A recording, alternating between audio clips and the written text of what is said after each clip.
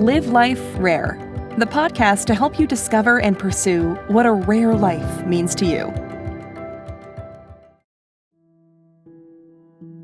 Hello, I'm Stephen Smith, and today we're going to talk about how family is really the best medicine when you're in ICU. I can still see the images today.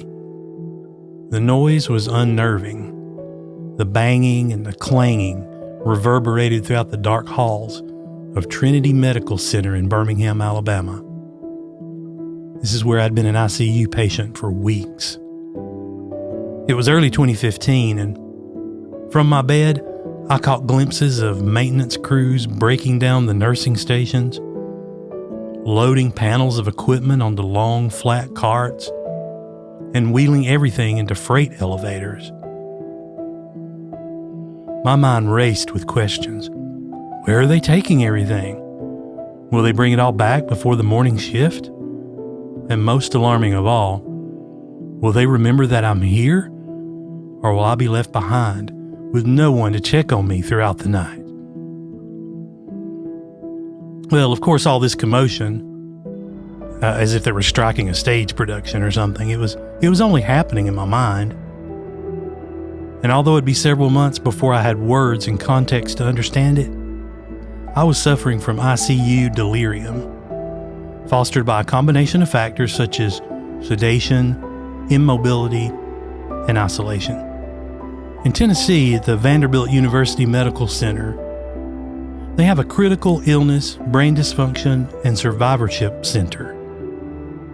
And it focuses on advancing knowledge, education, and models for care for people affected by critical illness. Among the work this center does is the ABCDEF bundle, or the A2F bundle. This bundle is a framework for aligning and coordinating care for critically ill patients. Each letter represents an area of focus, with the F standing for family, engagement, and empowerment. If you go to the SIB Center website, it explains it this way. Good communication with the family is critical at every step of a patient's clinical course, and empowering the family to be part of the team to ensure best care is adhered to diligently will improve many aspects of the patient's experience. The F was recently added to keep patients and family as the center and focus of this care. Looking back, my ICU experiences in 2015 served as a study of the various approaches to family engagement. After a few weeks at Trinity Medical Center, I was transferred to the University of Alabama at Birmingham, UAB, Medical Center, where the visitation rules were considerably different.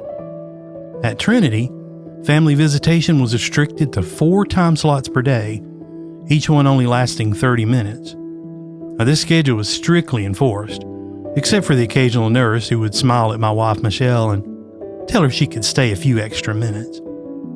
This schedule created a sometimes dramatic emotional cycle for me, with anticipation and excitement, then relief, then anxiety, and then depression, rotating throughout the day. Those 30-minute periods were blessings and curses, bringing joy at seeing my wife and sometimes other family members, then ending with a crash of loneliness and longing for the next visitation. I'm sure at some point in the progression of medical protocols that there were many good reasons laid out for limiting family visitation. Among them was likely a concern that visitors would somehow interfere with the healthcare provider's work of taking care of the patient. After all, an ICU patient's critically ill, and the medical team needs to focus on caring for them uninterrupted, right? Well, in my experience, an assortment of monitors did a good bit of the work, and I was not surrounded by nurses and doctors around the clock. With all the time I spent alone in Trinity's ICU, there was no reason for such a restrictive visitation schedule. We were quite surprised when I was transferred to UAB. We were told that Michelle could stay in the room with me around the clock. The only exception was a 30-minute window during shift change when they asked if she go to the waiting room. And in subsequent ICU visits, we've learned that even that restriction's been lifted. Did this change make a difference in my condition and recovery? Absolutely it did.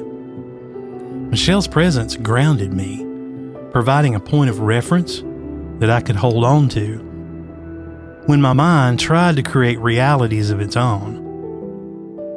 Now, there were likely other factors, including the approach to sedation and mobility, but I'm convinced that the greatest impact came from having my wife by my side. Not only did this ground me in reality, but it also took away the helplessness I felt knowing that she was having to navigate the details of this experience without my help. Did she have somewhere safe and comfortable to rest and stay? Did she have convenient access to food? How was she managing to keep clean clothes and necessary supplies across this extended stay? These sources of anxiety disappeared when she was sharing the ICU room with me. And just imagine what this did for her.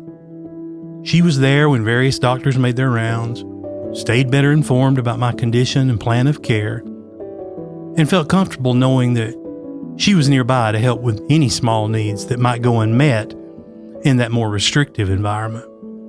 During the spring and summer of this year, I've experienced 3 separate ICU visits at UAB, totaling 32 days. I was intubated during one of those stays, spending 4 days on a ventilator to help overcome a myasthenic crisis. Not once during those stays did I lose touch with reality. And while I know several factors contributed to avoiding delirium, I credit much of it to having a familiar voice, a friendly face, and the presence of my life partner and best friend there by my side throughout the ordeal. F may be the last and newest letter added to the A2F bundle, but it may well be the most powerful. I really hope more medical centers adopt this approach to family engagement and empowerment. It not only makes a difference while the patients are in ICU, but it can have a lasting impact on the health of the patient for months and years to come.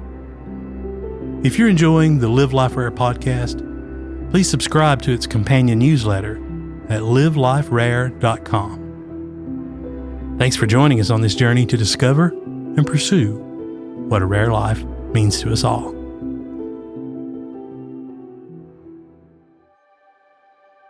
Live Life Rare is part of the Rare Life Podcast Network.